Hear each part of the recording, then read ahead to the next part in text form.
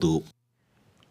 在2019年哦，中国一个查某人伊伫北京的病院，想要甲伊的两子哦顶动起来保存，也毋过病院是讲哦，因为伊还未结婚，所以拒绝。这个查某人向法院提出告诉，去年1审是判伊败诉，也毋过伊个继续上诉。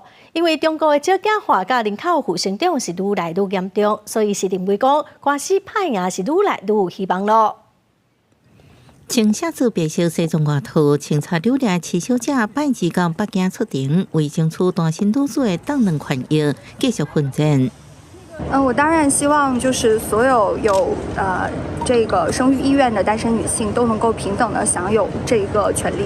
持小者是伫2018年30岁时阵到北京病院为当人，希望保留将来生囡仔权利。迄时阵各项健康检查结果拢显示伊符合条件，最后因为无法度提出结婚证明，便以拒绝为提供这服务。伊认为婚姻只是生囡仔手段，毋是前提。真生气伫隔年提告要求病院停止，侵犯伊的生育自主权。啊，不过去年7月，一审判决伊败诉，虽然判官司正开时间，持小者依然决定上诉讨公道。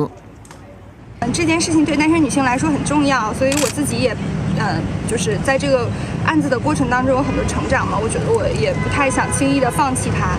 中国卫生部的法规，单身女性免当人，啊，毋过允准无结婚的男性关证或者是保存证书。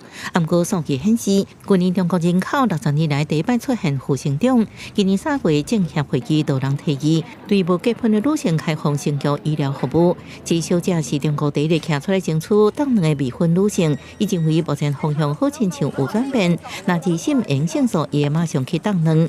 公司新闻将回面变形。